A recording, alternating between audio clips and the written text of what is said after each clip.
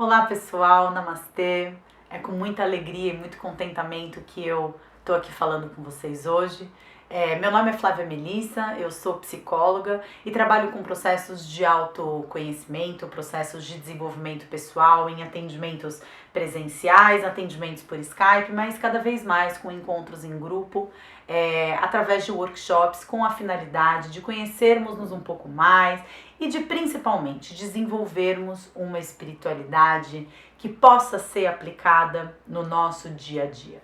Eu me sinto muito grata por poder participar desse evento, agradeço demais o convite, parabenizo os organizadores por essa iniciativa. Acho que realmente eventos como esse marcam o que eu cada vez mais vejo acontecer nos tempos atuais, que é essa caminhada da humanidade em direção a algo maior, repensando conceitos tão importantes, valores que durante algum tempo foram deixados de lado e principalmente levando conhecimento usando ferramentas como a internet para atingir um grande número de pessoas e poder tocar cada vez mais corações com mensagens que nos direcionem para o caminho da paz, para o caminho do bem, para o caminho do respeito e da amorosidade com todos os outros seres. Então, eu fico muito feliz, muito honrada e me sinto muito privilegiada por poder, de alguma forma, contribuir com a ideia nobre desse evento.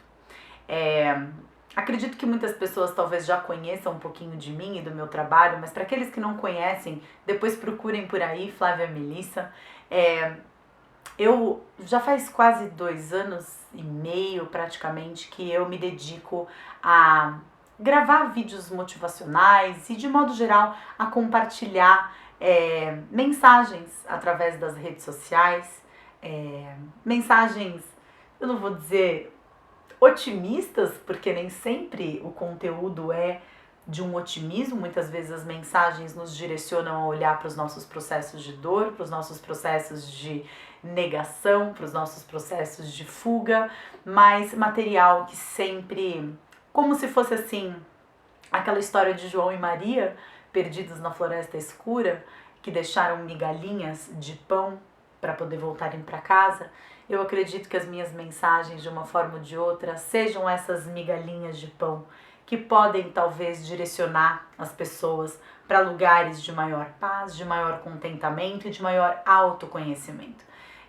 Uma coisa que eu sempre digo para as pessoas que procuram os meus atendimentos é que eu não desenvolvo psicoterapia, né? Eu não acredito que nós, seres humanos, grande maioria de nós não precisamos de terapia, nós não precisamos de tratamento, nós precisamos de autoconhecimento. Então, eu me sinto muito feliz de poder estar aqui hoje nesse evento tão bacana, compartilhando pensamentos e ideias com vocês. O tema que eu escolhi para falar aqui hoje para vocês é a respeito de espiritualidade na vida cotidiana. E como fazemos, né, para viver essa espiritualidade na vida cotidiana. Então, durante os próximos minutos, a gente vai conversar um pouquinho a respeito do que é espiritualidade, a gente vai conversar um pouquinho a respeito das dificuldades da gente colocar em prática esse conceito de espiritualidade e, principalmente, no final de tudo, como é que a gente faz, né, para se relacionar com o mundo através da espiritualidade, como é que a gente faz para se relacionar com pessoas que nem sempre estão preocupadas com o tema da espiritualidade, como que a gente faz para se relacionar sem perder a individualidade, mas respeitando o direito do outro ser como é. Então, antes de mais nada, eu acho que vale aqui compartilhar um pouco da minha experiência pessoal e do meu caminho, do que eu trilhei e dos caminhos por onde eu andei até encontrar o que eu chamo de espiritualidade hoje. Eu, como grande parte dos brasileiros, acredito eu, fui criada dentro da religião católica. Na verdade, a minha família nunca foi uma família religiosa. Por parte de pai, a família de protestantes, por parte de mãe vem o catolicismo, então eu fui batizada e fiz a minha primeira comunhão por volta dos 11 anos de idade. Mas a minha família nunca foi uma família participativa na comunidade cristã, ou de irmos às missas aos domingos, ou de termos relações com pessoas com essa fé. Então, assim que eu fiz ali a primeira comunhão, eu já perdi um pouco do encantamento e não segui em diante na religião católica. Sempre sempre teve as palavras de Jesus, né, sempre tiveram um significado muito grande dentro do meu coração, mas eu sentia que algo me faltava, eu sentia que algo não estava sendo explicado adequadamente ali naquelas folhas fininhas daquele livro tão grosso. E muito nova eu comecei a ler sobre outras doutrinas e sobre outras filosofias e comecei a caminhar na direção do desconhecido, né? O que são essas energias superiores, o que é que a gente está fazendo aqui e por que as coisas são como são e o que acontece quando não estamos mais aqui. Essas questões que eu acho que norteiam tanto o ser humano em suas buscas por si mesmos, foram as questões que me nortearam. E eu trilhei um longo caminho, eu percorri muitos caminhos até encontrar o que hoje eu chamo desse porto seguro, onde sinto que me encontro com a espiritualidade bastante vívida no meu dia a dia e na maior parte do tempo, porque ninguém aqui é perfeito, né? Mas na maior parte do tempo bastante presente nas minhas atitudes. Então eu percorri muitas religiões, eu cheguei a frequentar durante algum tempo a igreja evangélica, eu cheguei a frequentar durante algum tempo o centro espírita, fui em terreiro de umbanda, li muito sobre bruxaria moderna, Wicca, as religiões pagãs, né, de origem celta, pesquisei muito a fundo, muita coisa.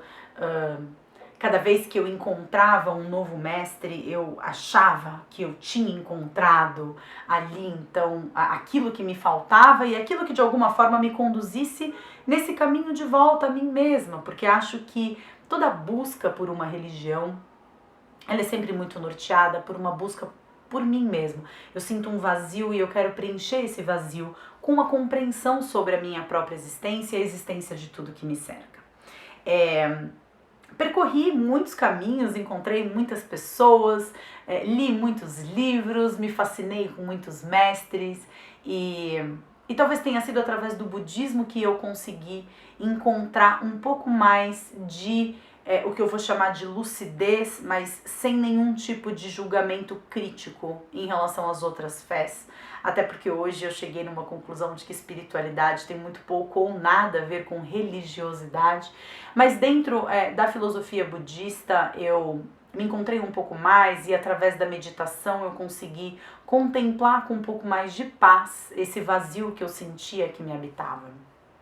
O budismo me conduziu à meditação, a meditação me conduziu à medicina chinesa, a medicina chinesa me conduziu à China, eu morei durante algum tempo. E na China eu conheci o Qigong, que é uma modalidade meditativa que pode se chamar de uma meditação em movimento, pode se chamar da yoga chinesa. O Qigong, ele... Qi significa energia, Kung é mobilização. Então, Qigong se refere a uma série de práticas cujo objetivo final é movimentar a energia dentro do corpo, né? Então, eu estava estudando medicina chinesa nessa época e o Qigong veio como um acalento, né? Uma sensação de que eu estava me preenchendo dessa energia que não era minha, era da natureza, era de Deus, porque o conceito de Deus sempre esteve muito ligado à natureza para mim. E então, através do Qigong, eu cheguei no taoísmo, que é uma outra filosofia, né? Tem todo o aspecto religioso, o aspecto ritualístico, mas o taoísmo, antes de qualquer forma, é uma forma de entender o mundo, é uma forma de entender o ser humano.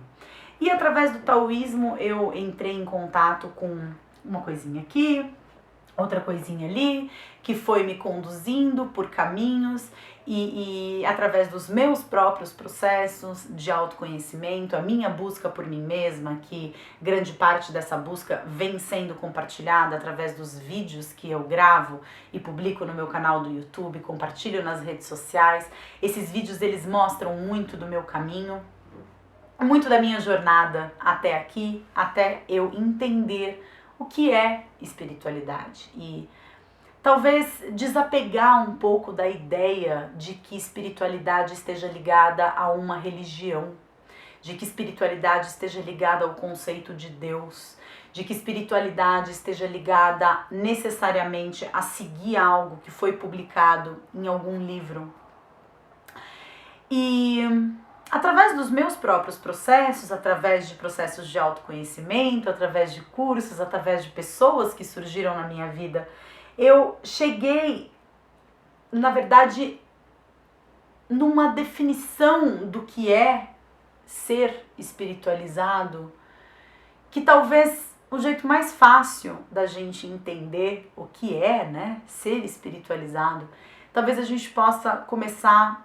a pensar numa pessoa espiritualizada, uma pessoa que todos nós conheçamos, todos nós identifiquemos essa pessoa como uma pessoa espiritualizada. E um dos pressupostos da programação neurolinguística, que é um modo de entender os funcionamentos mentais humanos que me fascina muito, né? Uma das minhas formações é em programação neurolinguística. Existe um dos pressupostos que diz que todos somos capazes de fazer qualquer coisa. Se uma pessoa é capaz e se você se dedicar a reproduzir o exemplo dessa pessoa, então você também vai ser capaz de fazer aquilo que aquela pessoa faz. É uma técnica chamada modelagem. Então, se eu pegar um chefe de cozinha e eu tiver as mesmas atitudes que ele tem, a mesma dedicação, os mesmos comportamentos, eu vou ser capaz de fazer aquilo que ele faz. Eu vou ser capaz de reproduzir um dos seus pratos à perfeição. E se eu pegar uma ginasta chinesa e eu pegar essa ginasta e treinar tanto quanto ela, e me alimentar como ela, e meditar como ela, e respirar como ela, e me ausentar de vícios como ela, eu vou ter a mesma capacidade de desempenhar as acrobacias que ela faz. E pensando numa pessoa espiritualizada, isso se aplica também. Então, se a gente for pensar em Jesus Cristo, que é o maior dos avatares, né? O que Jesus Cristo fazia, né? Como ele se comportava.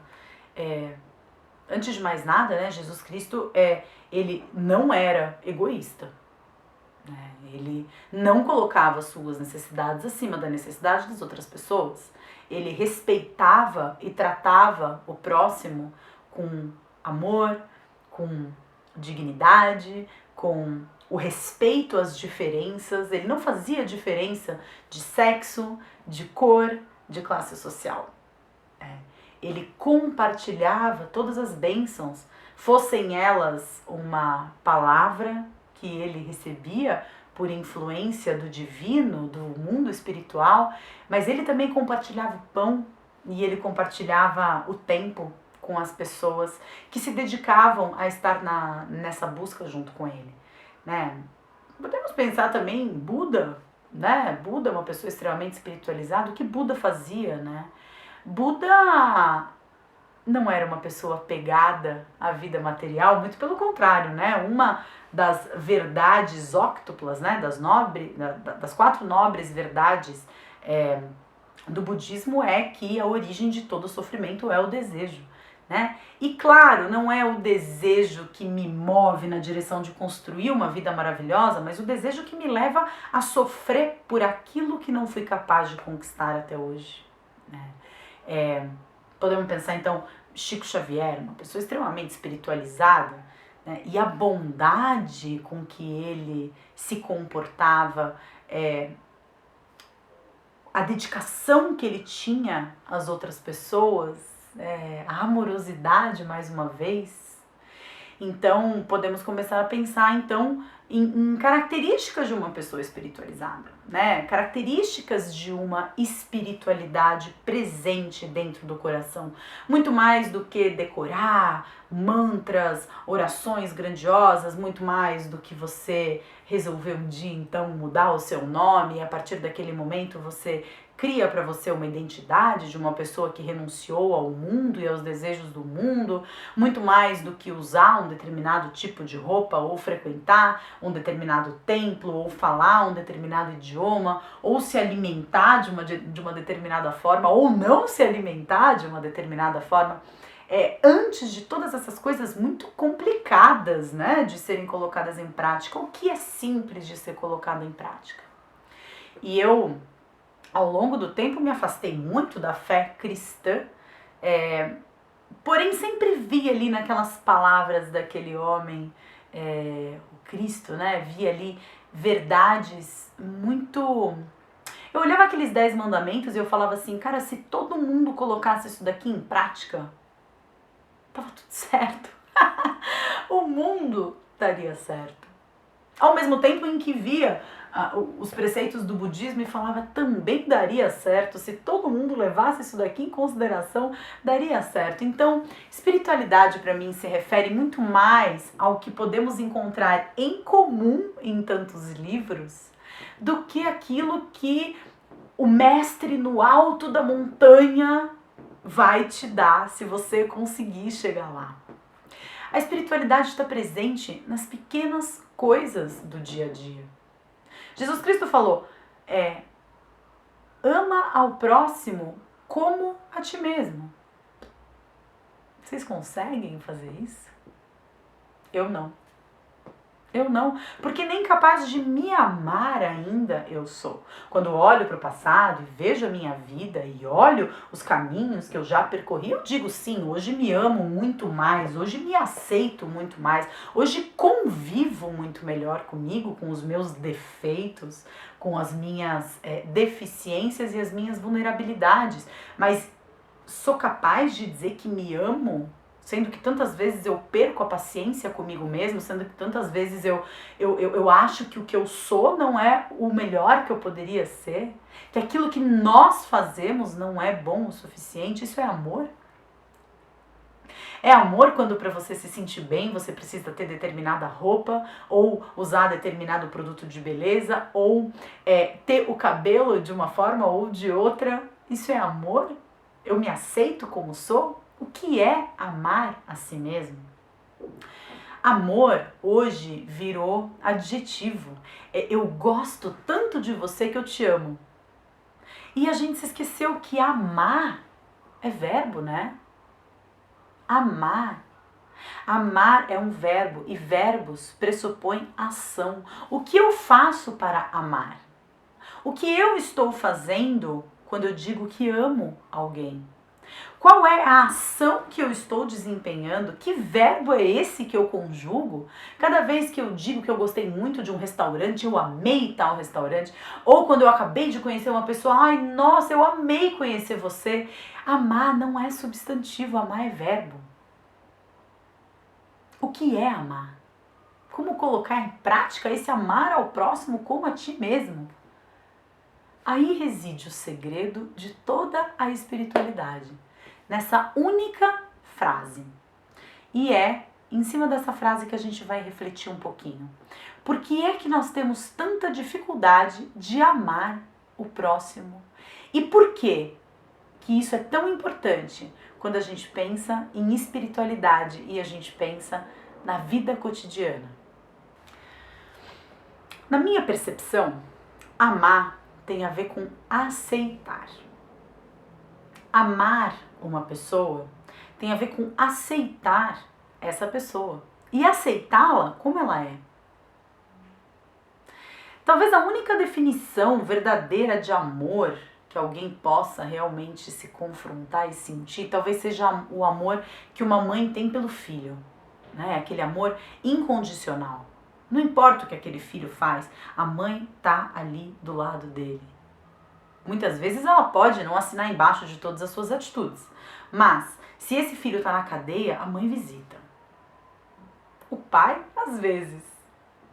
Muitas vezes, poucas vezes. Familiares, amigos, a maioria some. A mãe tá lá. A mãe, ela aceita o que o filho fez. Pode não passar o pano, pode não gostar muito, mas a aceitação, ela é genuína. Nós aceitamos o outro como ele é?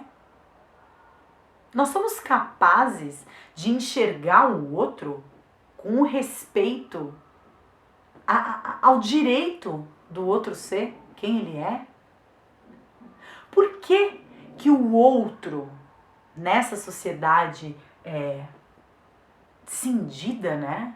Eu, outro, bom, ruim, a lógica da dualidade, e aqui nesse plano, a gente tá no plano da dualidade, que é plano da tridimensionalidade? É o plano regido por 3 dimensões, altura, largura e profundidade. Essas 3 dimensões dão ao corpo volume, espaço. E quando existe espaço, existem 2 pontos. O espaço entre 2 pontos. 2 pontos, dualidade. Então a lógica da dualidade é o que rege a vida na tridimensionalidade. Bom, ruim. Bonito, feio. Legal, chato.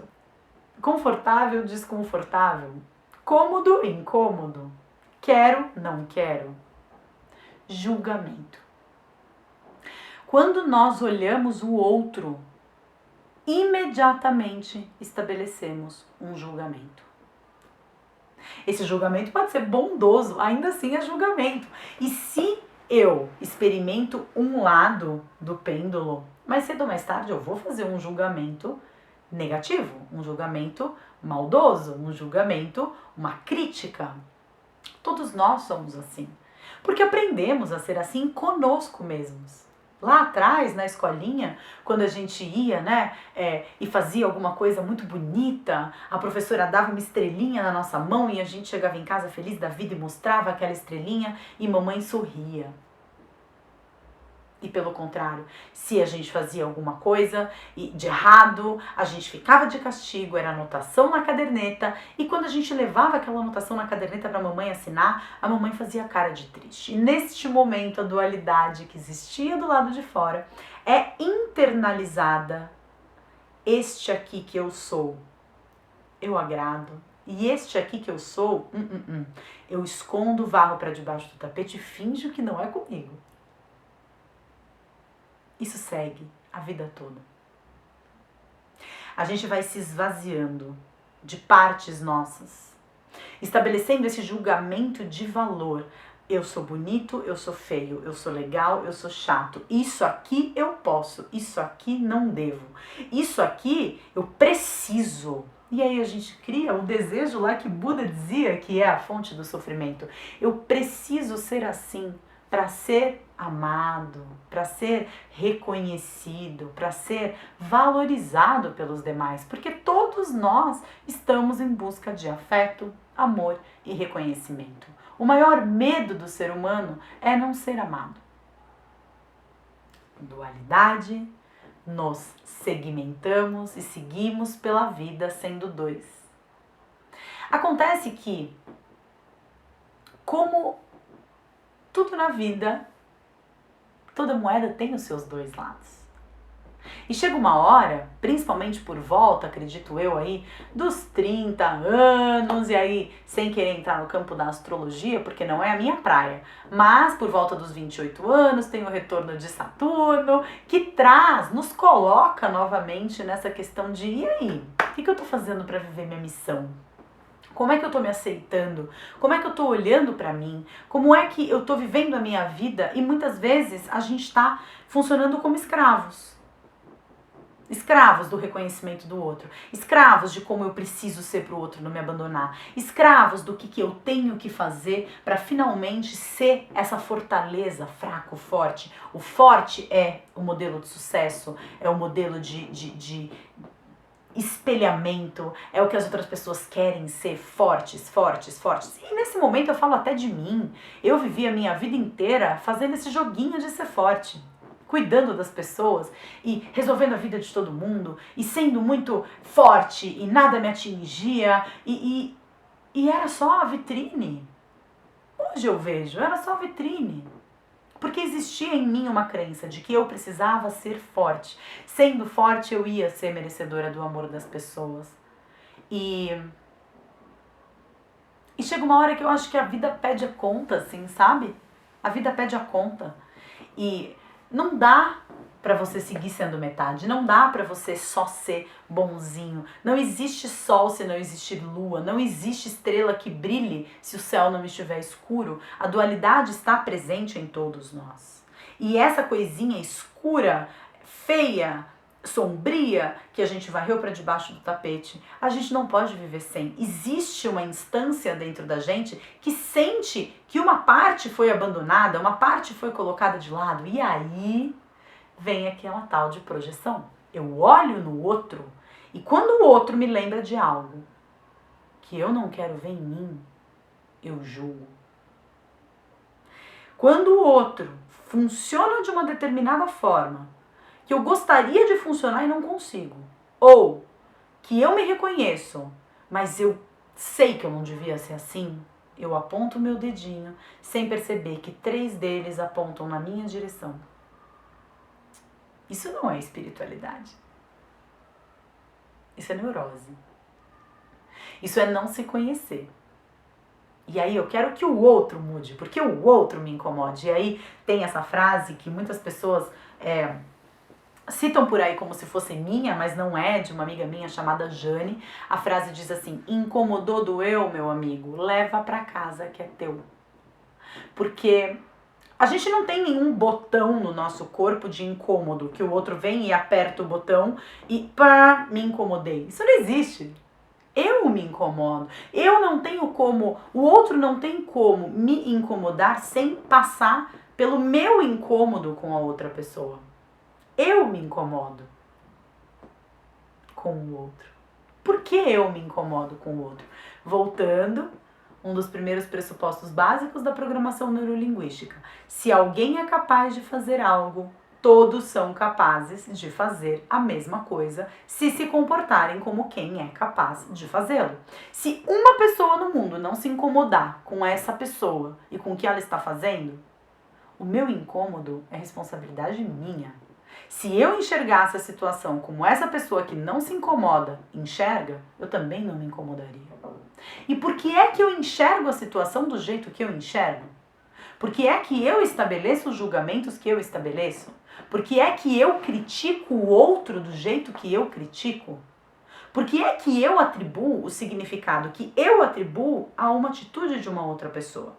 Tá, não estou falando de crimes hediondos, não estou falando de assassinatos de criancinhas, não estou falando de pessoas que cortam as outras e colocam dentro das maletas, porque evidentemente essas pessoas têm problemáticas muito mais profundas, muito mais interiores. Estou falando da vizinha que tem a bolsa que você queria ter e porque você não tem, você olha e torce o nariz. Estou falando da pessoa que está no trânsito, muitas vezes afoita, querendo passagem, e que você, com o seu carro, não dá. Porque, aparentemente, a gente sempre tem o direito de ter vantagem. Eu estou falando da fila do banco que eu fui na semana passada, e que, na minha vez, chegou uma senhorinha e ela tinha atendimento preferencial, e ela foi na minha frente e eu fiquei pé da vida. Porque eu achava que eu tinha que ir antes. Porque o meu compromisso é mais importante. Porque o meu horário ia dar meu. Esse tal de migo, né? Comigo. Olha o que o outro fez comigo. Fez o que fez e não se importou com a reação que isso ia ter em mim. Porque o outro não deve viver a vida do jeito que o outro quer viver. Porque isso é egoísmo. O outro tem que viver a vida do jeito que eu acho que ele tem que viver. E isso não é egoísmo. Isso não é espiritualidade. Isso é ser humano. E a gente tá aqui porque a gente é humano, a gente tá aqui porque a gente tem que aprender, a gente tá aqui porque tem um monte de coisa que a gente não sabe e a gente precisa dessas experiências que aconteçam com a gente, como quando você vai pra academia, assim, sabe? Você vai lá pra academia, você tem um personal trainer e o cara fica ali, você fica puxando ferro, treinando o seu bíceps e aí um dia você chega em casa e tem uma caixa muito pesada pra carregar e finalmente aquela força que você adquiriu através de um exercício artificial, ficar ali naquele pezinho, finalmente quando você precisa levantar a caixa, você consegue. É isso que a gente está fazendo aqui. As situações que a gente vive são situações que estão treinando habilidades maiores na gente. É como se cada experiência ela fosse um professor em potencial. E a dor, a nossa dor, a dor é a maior bússola. A dor é a maior ferramenta de balizamento interno para a gente saber em que ponto do processo nós estamos. Mas o que a gente faz com a dor? Eu não quero sentir dor. Eu não quero sentir dor, eu não quero sentir incômodo, eu não quero sentir desconforto, eu quero ficar gostosinho aqui na minha zona de conforto.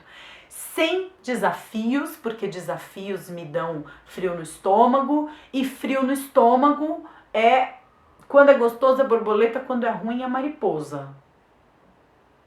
E o frio no estômago é o mesmo. Só que quando é borboleta é porque eu quero. E quando é mariposa é porque é algo que eu não quero. E nós somos treinados, por causa de uma coisinha chamada sistema de crenças, a evitar o desconforto, né? É um mecanismo até mesmo instintivo. Se você vai lá e pisa num caco de vidro, a primeira coisa que você faz é tirar o pé do chão e tirar o caco de vidro do seu pé. E não que esteja errado. Claro que a gente não tem que seguir pela vida sofrendo e se martirizando com um caco de vidro no pé. Não é isso que eu estou dizendo. Eu estou dizendo o quanto eu aprendo que se eu pisei no caco de vidro, eu preciso olhar para o chão para ver se tem outro. Nós não fazemos isso. No campo emocional, a gente tira o caco de vidro e meu amigo, minha amiga, a gente segue pela vida como se nada tivesse acontecido. Lutando e colocando todos os mecanismos da nossa mente física, egóica em funcionamento para isolar aquele foco de dor e simplesmente varrer para debaixo do tapete, porque aqui, neste plano aqui, dor é sinal de fracasso. Fragilidade é sinal de fracasso. Quando eu vejo o outro fazendo alguma coisa e me incomodo com o outro, o que eu quero? Eu quero que o outro suma. Eu quero que o outro desapareça. Eu quero que o outro mude o jeito dele ser. Eu não paro para olhar no que o outro está despertando em mim. Eu não paro para olhar o que o meu incômodo diz de mim. Eu não paro para questionar se na verdade eu não estou com inveja do outro. Eu só quero que o outro morra. Você só quer que o outro morra. Espiritualidade na vida cotidiana é fácil? Não. É simples? É. Porque na grande maioria das vezes a única coisa que a gente precisa fazer é parar de resistir. O que é espiritualidade na vida cotidiana? Como eu faço para colocar isso tudo, o que eu estou aqui falando, em prática? Como eu faço isso? Tudo começa no eu. Tudo começa no eu. Todas as experiências, toda a interpretação do mundo, todo julgamento, quem faz sou eu. Eu poderia estar enxergando uma situação de uma determinada forma. E por que eu escolho enxergar de outra? Qual aspecto meu está sendo levado em consideração no momento em que eu vejo uma pessoa agindo de uma determinada forma e me sinto incomodado? Será que eu queria ser igual? Será que eu sou igual? O que será que essa pessoa está fazendo que está causando esse sentimento aqui dentro? O que isso tem a ver com a minha vida? Será que eu já me incomodei outras vezes com pessoas agindo dessa forma? De novo, não estou falando de aviões que são arremessados em prédios. Estou falando da sua melhor amiga que consegue namorado em 2 dias e você está encalhada há 6 meses. Vida cotidiana. Como será que ela faz? O que será que eu estou fazendo? Por que eu me sinto assim? O que é que eu penso? O que é que eu sinto? O que é que eu faço? Tudo começa no eu. Os incômodos, eles só acontecem porque existe uma resistência, existe uma briga. Um dos livros mais incríveis que eu já li na minha vida e que eu recomendo para todas as pessoas que tenham a intenção de caminhar no sentido da espiritualidade se chama O Poder do Agora, de um ator que ficou mundialmente famoso por conta desse livro, que é o Eckhart Tolle. E esse livro, ele tem um conceito ali, ele apresenta uma ideia do que é sofrimento, que para mim é a ideia mais preciosa e mais modificadora da minha própria vida. Sofrimento existe quando existe resistência. Ou seja, algo acontece lá fora, este algo eu não gosto, gostaria que estivesse diferente e eu brigo com este algo. E eu brigo com este algo. E eu brigo com este algo. Um rio tá lá, no fluxo dele. Aí cai uma árvore, tomba em cima desse rio e obstrui o fluxo do rio. Ali vai se formando um represamento dessa água. A gente não vê, mas se a gente tivesse uma câmera microscópica, daquelas que conseguem medir a movimentação dos átomos e das moléculas, a gente veria que acontece uma briga ali dentro do rio. Porque a água, ela fica brigando com o obstáculo. A árvore caiu, interrompeu o fluxo da água e a água fica brigando ali, querendo passar por cima, querendo passar por cima, querendo passar por cima, até que o rio, quando ele ganha volume suficiente, ele simplesmente passa por cima da árvore e aquilo não é mais um obstáculo. O que isso significa nas nossas vidas? As situações que acontecem, elas acontecem e são desafios, e são incômodos, e são obstáculos, porque o problema não é a árvore, o problema é a falta de volume do rio. Porque se a árvore tivesse caído, obstruindo o volume do rio, e o fluxo do rio, e o rio tivesse volume para passar por cima, aquilo não seria um obstáculo. O obstáculo, ele só é um obstáculo quando você precisa mudar o seu curso natural. E usar as situações de desafio, de obstáculo, de dificuldade, os incômodos, as pessoas que nos agridem, usar tudo isso como uma ferramenta de autoconhecimento é o que eu chamo de espiritualidade no dia a dia. Porque as pessoas têm tanto direito de serem como são, como eu. Usar as nossas emoções, usar os nossos pensamentos, os nossos julgamentos como espelhos poderosos que nos mostram onde nós estamos nesse momento. Porque a nossa tendência é buscar uma zoninha de conforto e aqui eu fico, daqui ninguém me tira. E se o outro vem e coloca a minha zona de conforto em risco, eu quero que o outro saia. Eu não entendo o outro como de repente uma pedra que o rio da vida flui com o terreno e encontra essa pedra.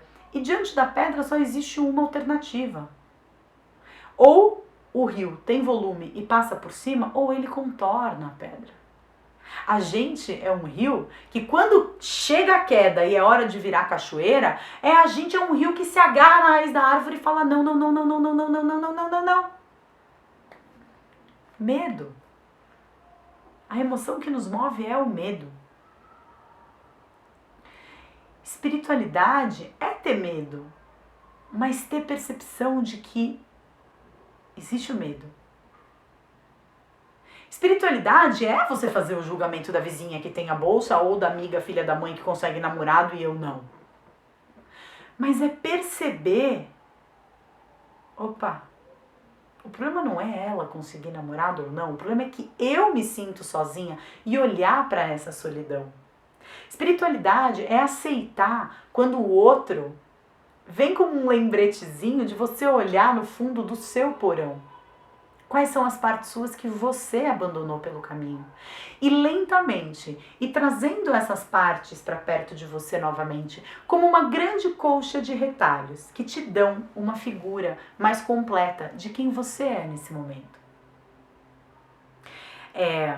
A gente pode não estar satisfeito com o lugar onde a gente está, mas para dar um passo em outra direção, a gente precisa apoiar os pés no chão. A gente precisa apoiar o pé no chão do nosso incômodo. A gente precisa pisar nele, a gente precisa sentir o incômodo, a gente precisa entender que esse incômodo é só uma percepção minha. E que eu posso ser diferente. O outro não precisa mudar, porque senão eu dependo do outro para me sentir bem e isso é escravidão.